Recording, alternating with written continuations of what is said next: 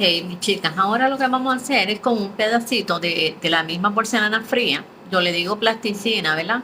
Vamos a estar dándole vuelta hasta que hagamos como un circulito, una bolita. Entonces, lo que vamos a hacer es que le vamos a estar como apretando los laditos hasta hacerle una formita de esta manera. Así va a quedar. Ya cuando ustedes la tengan, la van a estar aguantándola por abajo y le vamos a estar introduciendo, ¿verdad? Aquí en el mismo medio, un pincelito.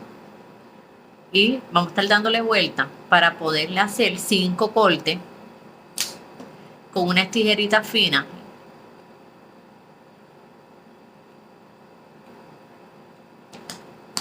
Y ellas van a quedar como así, de esta manera, la flor. No se preocupen si unas le quedan más grandes que otras, porque eso no va a importar, porque cuando las pintemos y le esté enseñando las otras partes, ¿verdad? Los otros procedimientos que vamos a estar haciendo, ustedes van a ver qué linda se va a ver. Miren, no todas le van a quedar iguales, acuérdense de eso siempre.